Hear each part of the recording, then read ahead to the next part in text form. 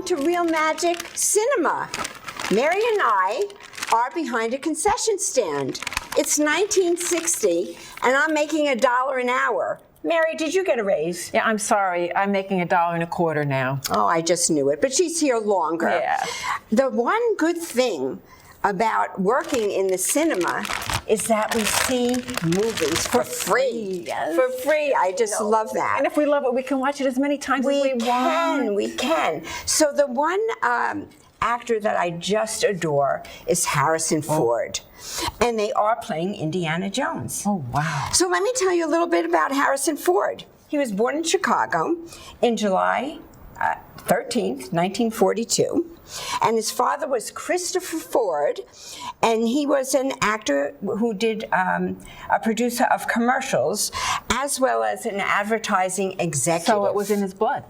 Yes, it was. His mother was Dorothy Needleman, an Ashkenazi Jew, and she was a radio actress. I thought you said she was radioactive. No, she's not radioactive. She was an actress who did radio. He had a younger brother, Terrence, and both were raised in both religions. So when they asked Harrison, you know, what do you consider yourself? And he always said, as a man, I'm Irish. As an actor, I'm a Jew. Oh, cool. Yes, yes. You know, he was painfully shy growing up. And when he was in elementary school, he was bullied constantly. The boys would take him up this hill after school, where the playground was, beat him up, and then roll him down the hill. Oh, wow. This happened day after day after day after day. It was terrible. In high school, things didn't change much at all. He was poor in sports, and he was puny, but what he did excel in was his studies. He was very, very bright.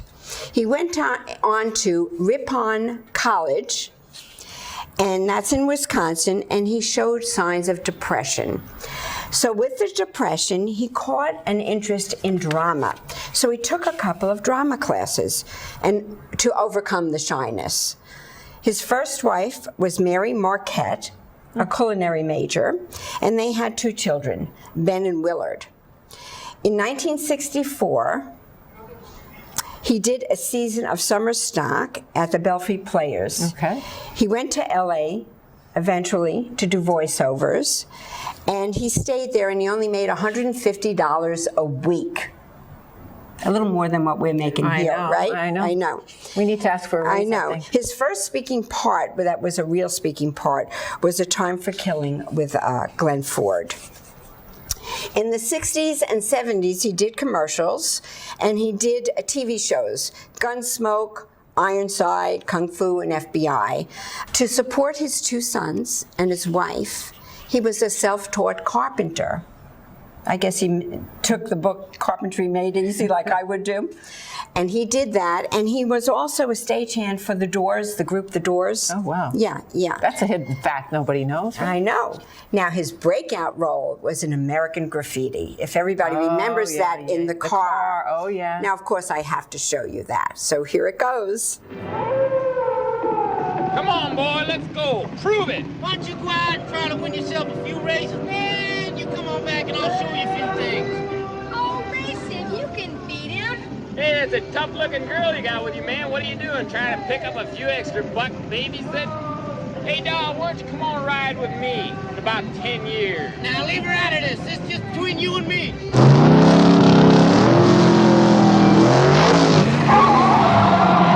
In 1977, he played Han Solo in Star Wars.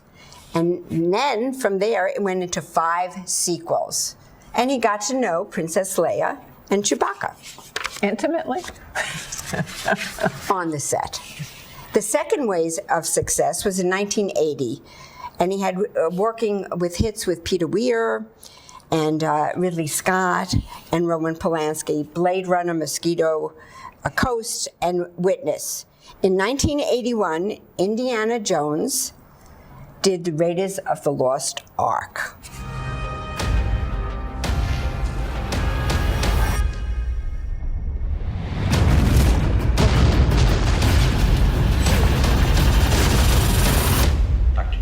Jones. You're a man of many talents. Indiana Jones' character has gone on to 3 sequels: Temple of Doom, Last Crusade, Kingdom of the Crystal Skull, which I've seen all of them. And he hates snakes, I remember. I know that. He does that. That was a big thing. That's part of his MO. So do I. But me too. Finally, in this June, there's going to be new Indiana Jones, and it's called The Dial of Destiny. Now, the third wave of his success was in the 90s. And Ford played lead roles in The Fugitive, one of my favorites. Yeah. Air Force One, who could be better president than Harrison? He did many comedies: Heroes, Working Girl, Sabrina, and really, it sounds silly, but my favorite is 6 Days, 7 Nights with Anne Hesh. Spanning a 30-year career, he generated $3.5 billion. Wow. Worldwide, $6 billion, which is the 3rd highest domestic box office sales. So, Mary, I see you have a customer coming. Oh my God, the theater is open.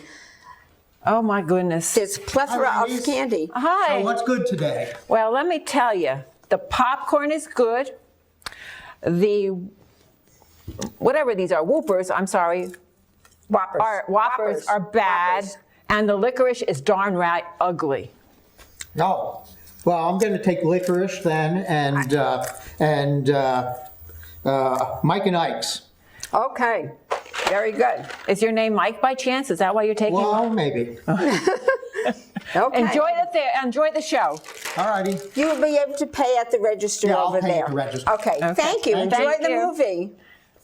Well, that leads me into my character. There was a little clue there. Good, bad, and the ugly. So guess who I'm doing? Go ahead, go to it. Clint Eastwood. And I'm going to begin each one of mine with a little quote done by the actor. And in this particular case, Clint Eastwood is quoted as saying, "I love every aspect of the creation of a motion picture. So I guess I am committed to it for life." Well, 43 movies later, and at the age of 92, Clint is still very, very committed to his movie profession. Clint Eastwood was born in 1930 in San Francisco. He's a California boy. And boy, was he good looking. And he was 6'4", womanizer, and loved fast cars. And we're going to show you a little picture of what Clint looked like in his about 20 years old, and you'll see how good looking Clint Eastwood really was, and still is. I think he's aged very, very well. Yeah, there's something very masculine about him. Yeah. And his first movie role was, he was under contract rather with Universal. I don't even know. Oh, there I am over there. He was under contract with Universal, and he starred in 3 films. They were The Revenge of the Creature. I thought for sure I could get to that one, but nope. Tarantula and Francis in the Navy. And he was with Universal until 1959, and then he was terminated. And do you know why he was terminated? No, but you're going to tell me. I'm going to show you a photo on the screen. His Adam apple was too big for Universal. What did they know? I know. His big break came in 1959 when he played Rowdy Yates in Rawhide. Okay. And he actually got the part because he was just visiting a friend who was an actor, and the director of Rawhide looked at him and said, "You look like a cowboy. Do you want to act?" And he got the part of Rowdy Yates, but for 7 seasons, he was just a minor character in the show. But Rawhide is in the public domain, so guess what we'll be showing on the television? Oh, good. We'll show one episode of Rawhide. He lasted for several years in Rawhide. Now, Clint Eastwood is going to take a picture out of, I'm going to digress a little bit, out of Alfred Hitchcock's theme, where Alfred Hitchcock would always show himself on the screen. That's right. If you see the movie Jersey Boys, which Clint Eastwood directed, when the Jersey Boys are in a hotel room, on the television is Clint Eastwood as Rowdy Yates. Oh, is that from Rawhide? Huh? Right. But Clint Eastwood's real big break came when he went to Italy to act in the infamous spaghetti westerns, of which there were 3. For a few dollars more, Fistful of Dollars, and The Good, Bad, and the Ugly. And they were done in 1-year intervals and released in a big hit over in Italy. And they were then brought here into the United States, and Clint Eastwood's voice reappeared, and he became very famous here in the United States. Now, here's a little tidbit I'm going to tell you, and I'm going to tell the audience. Clint Eastwood in that particular spaghetti western wears this big hat, has a little stogie out of his mouth, and this poncho. That poncho was not washed for 3 years in any one of the movies. And it now resides in Clint Eastwood's home and has still not been washed. And when asked, Clint, why don't you wash the poncho? He said, if I washed it, it would fall apart. At that time, Clint was 37 years old when he completed those movies. Now we're going to move to 1971, when he made his directorial debut in one of my very favorite movies. And I think this is when I fell in love with Clint Eastwood, because it was a horror romance, for lack of a better word. And I loved the music from Roberta Flack the first time I ever saw Your Face. He plays a DJ who has a fling with a woman who then becomes, it's like, she's a crazy person that doesn't want him to get involved with anybody else.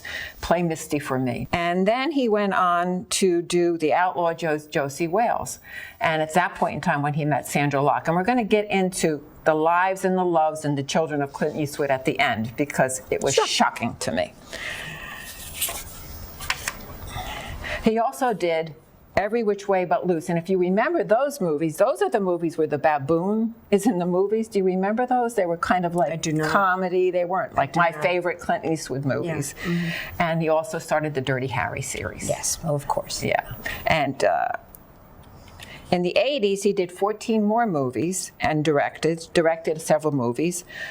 He went back to the Western and did Pale Rider. He did Dirty Harry, Sudden Impact, and that's where the line, "Make My Day," came from. All right? So famous. Yeah. So famous. Yes. In the 1990s, Clint comes back, and he comes out with what I think, and a lot of critics say, one of the best movies ever done, and that was Unforgiven. Mm-hmm. Okay? We have a small clip of that movie which we're going to show. Step over to the office and get the bullwhip. A whipping? That's all they get after what they've done? Get out of there! It was a matter of honor. They're paying $1,000 to whatever kills the two boys that cut up Delilah. In a time when lawmen were killers. What are y'all looking at? You English, Bob? Outlaws were heroes. Well, I thought that you were dead. Hell, I even thought I was dead. Till I found out I was just in Nebraska. And a bad reputation. You're the one who killed William Harvey and robbed that train over Missouri? Was as good as gold. My guess is you're calling yourself Mr. William Money. And then we have one of my other favorite tearjerker movies that he does with Meryl. Oh, you love those. Yes. And I don't think I did this one before, but if I do a tearjerker, I'm going to definitely do this movie, because I cry at the opening scenes on this one, The Bridges of Madison County. Yeah. He did with Meryl Streep, where he plays this wonderful romantic photographer and has a love affair with Meryl Streep, and it's one of those true tearjerkers. That's my kind of movie. Yeah. We're in the 90s now. He goes back up to the top with another great movie, another tearjerker, $1 Million Baby. That won 4 Academy Awards. It won for Best Picture. It won Best Actress for Hilary Swank. It won Best Supporting Actor for Morgan Freeman. And he won for Best Director. So that was a big hit. Then he took a little break. And from 1986 to 1988, he became mayor of Carmel, California. I know that, because I was there. You were? Well, yeah, I was in Carmel, and I saw there were signs. Did you see him? No, I didn't see him, but it's you didn't see the Honorable? Beautiful mini city. It's really just beautiful and immaculate. I'm going to have a little tidbit here on Mr. Eastwood as mayor. The biggest thing he's noted for some strange reason, in Carmel, California, you could not eat ice cream on the street. I told you it was immaculate. Well, he repealed that law. I had the privilege of watching a movie he just did called Cry Macho. He was 91 when he acted in this movie. And you can see it on HBO Max if you have that app. It's a wonderful little movie about, he's a rowdy cowboy who's lived a hard life, and he's in retirement, and Dwight Yoakam is in it, who's a fantastic actor, I'll tell you, and hires Clint Eastwood to go down to Mexico and retrieve his young son, whose mother is not the nicest of people, to get away from the mother. And it's a wonderful movie, to watch, Cry Macho, available on HBO Max app. Okay, now we're going to talk about some of the spill the tea, as we say, on Clint Eastwood. Some little gossipy things, yeah. Remember I told you he was a womanizer? Now we're going to go into something. I'm going to put onto the screen an organizational chart that I did, and it's going to appear on the screen while I read to you the many loves and children of Clint Eastwood. Okay, let's go. All right, let's go. Because I found this quite unbelievable, and I had to chart it because it was the only way I could track it. All right, Clint Eastwood has had 2 wives and 5 lovers, okay, to say the least of anything. All right, and between all of that, he's had 8 children. Now, he's kept his private life a big secret. So Clint Eastwood marries Maggie Johnson when they were both in their very early 20s, and he stayed married from Maggie Johnson, you'll see her on the organizational chart all the way to the left, from 1953 to 1979. Now, the wives I've put into the color yellow, and the lovers are in red. And then the children will be beneath each one of them. In 1975, while still married to Maggie Johnson, he begins his love affair with Sandra Locke. He had no children with Sandra Locke, but what he got from Sandra Locke is a palimony suit, which was all over. I think, do you remember that at all? I don't. When there was all over, you know, the scuttlebutt, Sandra Locke sued him for palimony. And he was with Sandra Locke from 1975 to 1988. So while he was still with Sandra Locke and while he was still with Maggie Johnson, he now has a love affair with Jacqueline Reeves, who was a flight attendant who he happened to come across in one of his restaurants. And with Jacqueline, like I said, I had to graph this. With Jacqueline Reeves, he had 2 children. While he was still married to Maggie Johnson, while he was still living with Sandra Locke, he had 2 children, a Scott Eastwood in 1986, who's is an actor and looks just like his dad, and Catherine Eastwood, both are actors in the film industry and have appeared in Clint's movies. So now that his wife had no idea that this was going on? Well, I think they just turned an eye, you know how it was. Yeah, put her head in the sand and that's But Frances Fisher did not turn an eye and broke up with him when she found out that he still had Jacqueline total, Reeves. how many children? We're still going. I forgot to do my little bell. Okay. All right. Finally, in 1996, he meets Dana Ruiz, who went on to have a television series on, I don't know what channel, Mrs. Eastwood or something like that it was called. And he stayed married to her from 1996 to 2013. And they had 1 child who has done some cameos in movies with his dad. And then finally, we had a secret lover that came out of the woodwork. And it was picked up by the paparazzi because they see another child in a group photo for Clint Eastwood, and it appears he had a daughter who was put up for adoption. Oh. Yeah, when he was very young in his 20s. And that's Laurie Eastwood. So we have, for Clint Eastwood, a total of 8 children and 2 wives, and the rest were all lovers. And that's the tea on Clint Eastwood. And I don't think many people know that about Clint Eastwood. Right. Well, anyway, we're waiting for some more customers at this point. You get that, Mary? Whoops, still ringing. Wait a minute.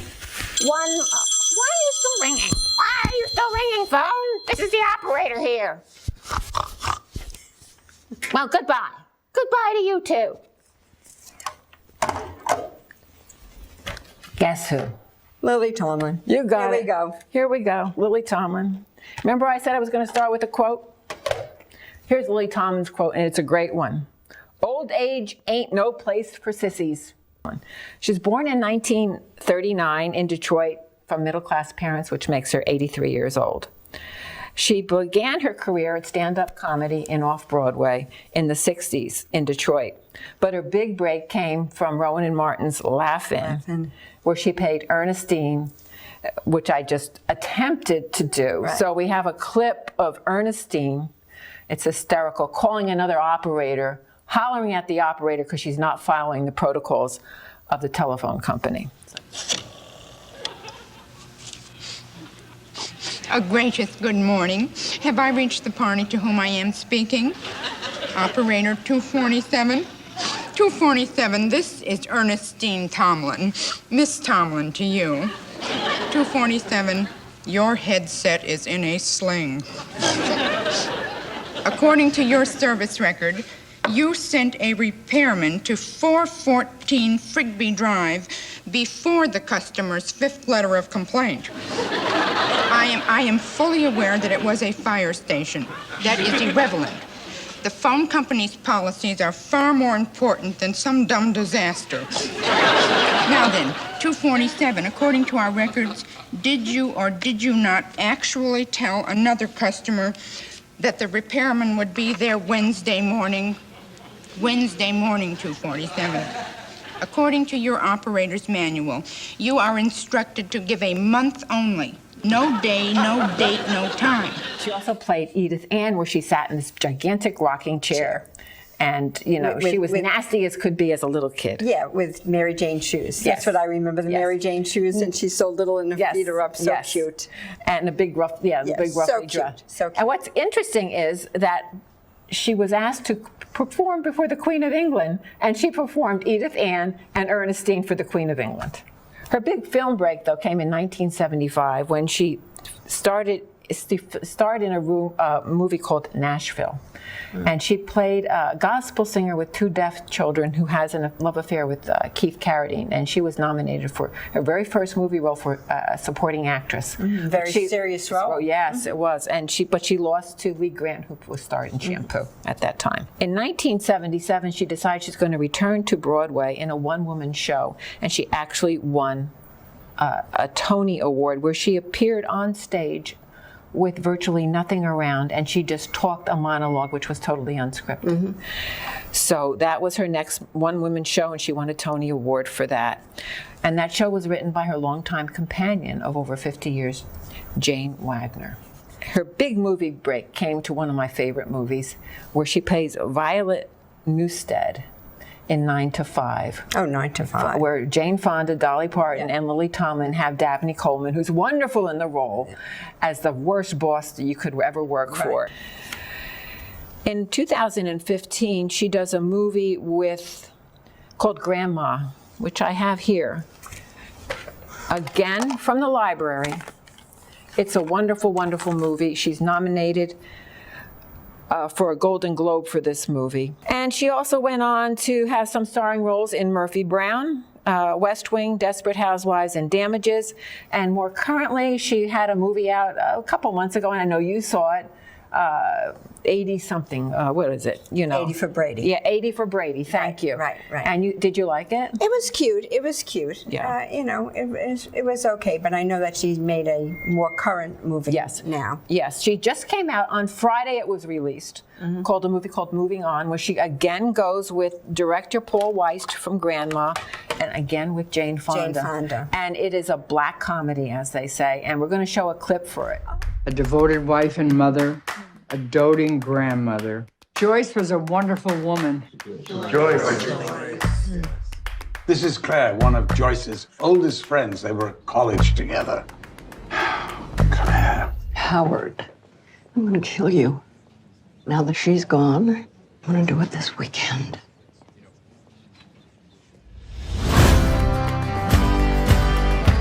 Evelyn, I need to talk to you. About what? I told him I was gonna kill him.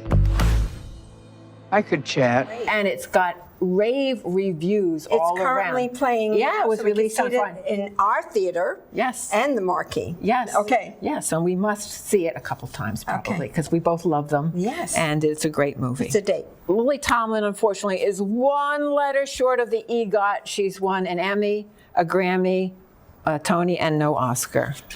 So when Mary and I decided to do the show for actors over 80, the first one that popped into my head was Raquel Welch. But unfortunately, she passed away February 15th of this year, 2023. So I'd like to make this a memorial, a short little piece memorial to Raquel Welch, and tell her Can I tell about my her little life. quick story? Go ahead. I met Raquel Welch once in an airport. Did you? Was she as gorgeous? Oh, she was. And she grabs my hand. This is before I had ugly nails. I had beautiful nails at that point in time. And she was admiring my manicure. And she was just as nice as could be in person. Yes, she comes across that way throughout her life. And she had a much younger boyfriend. Very, very kind. And why not? Yeah. Okay, so Raquel Welch was born in September 5th, 1940. So when she passed, she was 82 years old. She was a true siren. There's no question about that. Her father was Bolivian. And I'll tell you, that's a significant part of her life. His name was Armando Carlos Tejada, and he was an aeronautical engineer. Her mother was Josephine Hall, and she was English. She had 2 brothers and a sister. And when she was 2 years old, the family moved to San Diego. And Raquel studied ballet.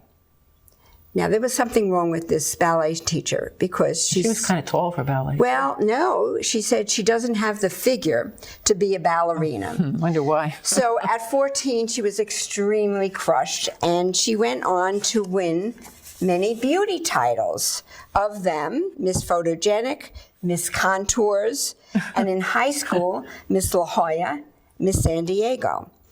Later on, because of all her fame, of her beauty, she went to be the fairest of the fair at the San Diego County Fair, with the long line of titles that led to Maid of California. She graduated in 1958 high school with honors. She was extremely bright. She entered San Diego State, and my son went to San Diego State for 1 year on a tennis scholarship and then moved on to another college, so I do know San Diego State. And she married her high school sweetheart, and his name was James Welch.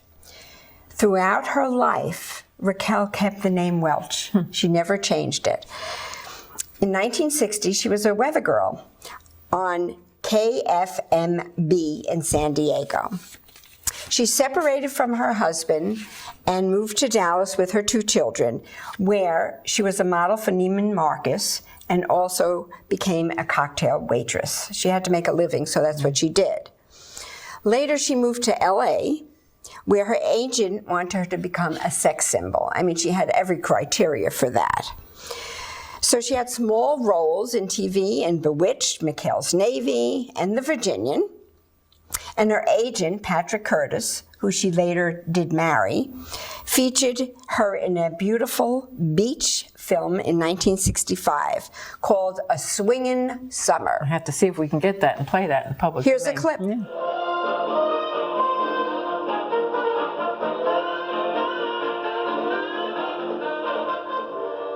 Sir, can I leave my sign here? Sure, go ahead, son. Thank you, sir.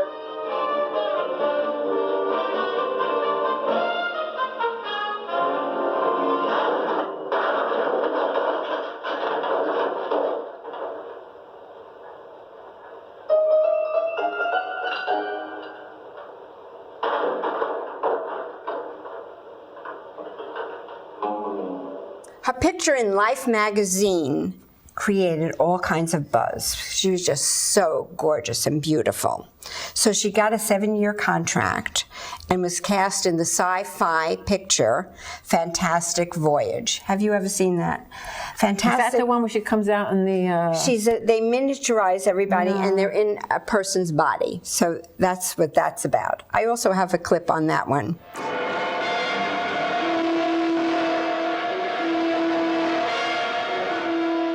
When you come out, you may never look at yourself in the same way again.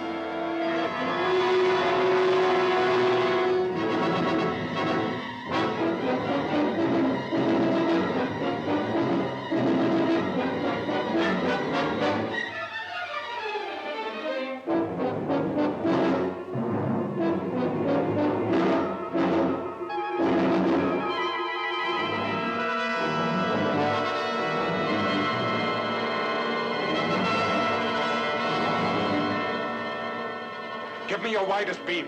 Full power. But her big break came in Britain.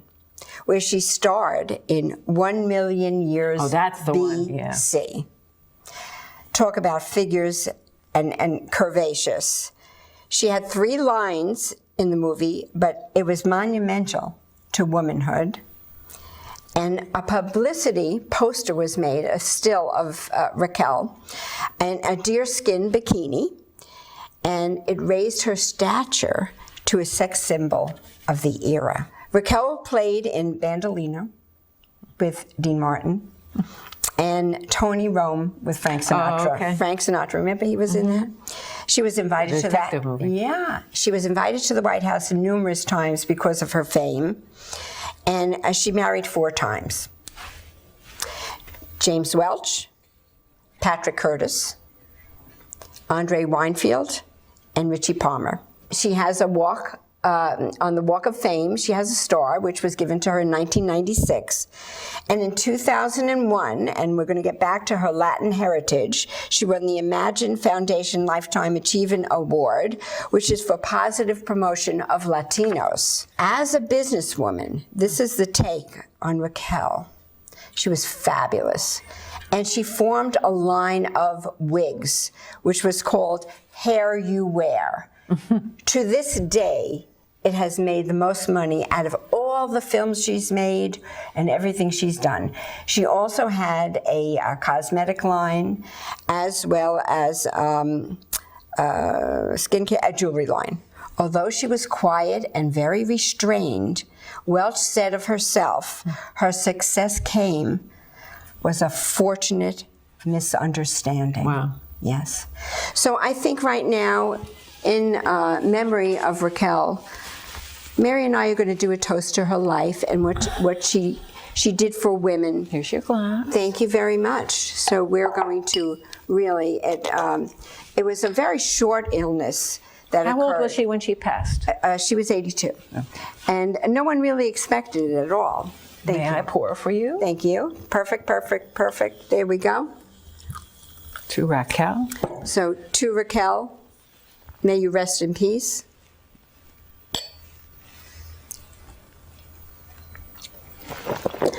This was really fun doing Mary. Yeah. We really enjoyed it. And the best thing is, afterwards, we can have some candy. So we just want to say thank you for watching. As long as it doesn't have palm oil in it. There you go. We'll check the labels. Thank you for watching Real Magic. Until next time, and just remember, be kind to your neighbor. No one is promised tomorrow. Bye. Bye-bye, guys.